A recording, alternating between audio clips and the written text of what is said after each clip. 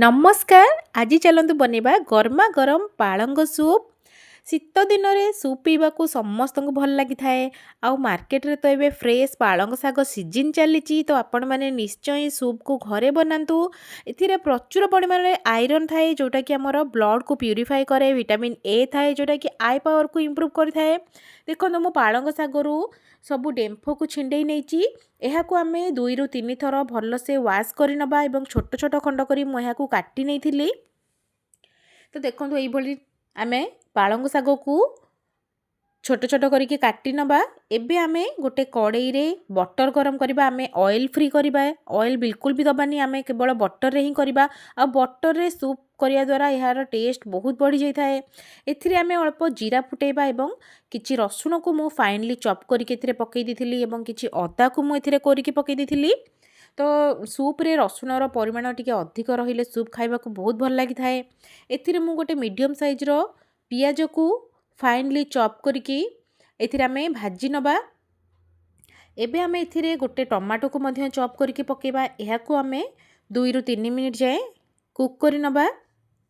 ଏବେ ଆମେ ଏଥିରେ ସ୍ୱାଦ ଅନୁସାରେ ଲୁଣ ପକାଇବା ଏବଂ ଭଲ ଭାବରେ ମିକ୍ସ କରିବା। ଏବେ ଆମେ କାଟିକି ରଖିଥିବା ପାଳଙ୍ଗ ଶାଗକୁ ଏଥିରେ ପକାଇକି ଭଲ ଭାବରେ ଆମେ ଗୋଳେଇ ନେବା। ଦେଖନ୍ତୁ, ଏଇଭଳି ଆମେ ପାଳଙ୍ଗ ଶାଗକୁ ଏଥିରେ ପକାଇକି ଭାଜି ନେବା ଯେପର୍ଯ୍ୟନ୍ତ କି ଏହାର ପାଣି ସବୁଯାକ ଶୁଖି ନ ଯାଇଛି। ଏବେ ମୁଁ ଏଥିରେ ଗୋଟେ ଗିନା ସ୍ୱିଟ୍ କର୍ନ ଦେଇଛି, ମୁଁ ଫ୍ରୋଜେନ୍ କର୍ନ ନେଇଛି। ଆପଣମାନେ ଚାହିଁଲେ ଗ୍ରୀନ୍ ମଟର କିମ୍ବା କିଛି ବି ଭେଜିଟେବୁଲ୍ ଏଥିରେ ପକାଇ ପାରିବେ। ଆଉ କର୍ନ ସୁପ୍ରେ ବହୁତ ଟେଷ୍ଟି ଲାଗିଥାଏ, ତ ସେଥିପାଇଁ ମୁଁ ଏଠି କର୍ନ ନେଇଛି। ଏବେ ଆମେ ଏଥିରେ ଅଳ୍ପ ପନିର ଦେବା। ତ ମୁଁ ଏଠି ଅଳ୍ପ ପନିରକୁ ଛୋଟ ଛୋଟ ପିସ୍ କରିକି କାଟି ନେଇଛି। ଏହାକୁ ଆମେ ଫ୍ରାଏ କରିବାନି, ଡାଇରେକ୍ଟଲି ଆମେ ଏଥିରେ ପକାଇଦେବା। ଦେଖନ୍ତୁ, ଏହାକୁ ମଧ୍ୟ ଆମେ 2ରୁ 3 ମିନିଟ୍ ଯାଏଁ କୁକ୍ କରି ନେବା। ଆପଣମାନେ ଚାହିଁଲେ ଏହାକୁ ସେମିତି ମଧ୍ୟ ଖାଇପାରିବେ, ରୁଟି ସହିତ ଏହା ଖାଇବାକୁ ବହୁତ ହି ଟେଷ୍ଟି ଲାଗିଥାଏ। କିନ୍ତୁ ଯେହେତୁ ମୁଁ ଆଜି ସୁପ୍ ବନାଉଛି, ତ ମୁଁ ଏଥିରେ ଗରମ ପାଣି ଆଡ଼୍ କରିଛି। ଗରମ ପାଣି ଦେଇକି ଆମେ ଏହାକୁ ଭଲ ଭାବରେ ଷ୍ଟର୍ କରି ନେବା। ଦେଖନ୍ତୁ, ଆମର ଗରମା ଗରମ ସୁପ୍। ଆପଣମାନେ ଯେକୌଣସି ସସ୍ ଏଥିରେ ଆଡ଼୍ କରିପାରିବେ। ତ ମୁଁ ଏଥିରେ ସ୍ୱାଦ ଅନୁସାରେ ଲୁଣ ଦେଇଥିଲି ଏବଂ ଅଳ୍ପ ଗୋଲମରିଚ ଗୁଣ୍ଡ ଦେଇଥିଲି। ତ ଗୋଲମରିଚ ଗୁଣ୍ଡ ସୁପ୍ରେ ବହୁତ ହି ଟେଷ୍ଟି ଲାଗିଥାଏ। ମୁଁ ଏଥିରେ ଗୋଟେ ଚାମଚ ସୋୟା ସସ୍ ଦେଇଛି। ସୋୟା ସସ୍ ଦେବା ଦ୍ୱାରା ୟାର କଲର୍ ବହୁତ ହି ଭଲ ଆସିଥାଏ ଏବଂ ଖାଇବାକୁ ମଧ୍ୟ ବହୁତ ଟେଷ୍ଟି ଲାଗିଥାଏ।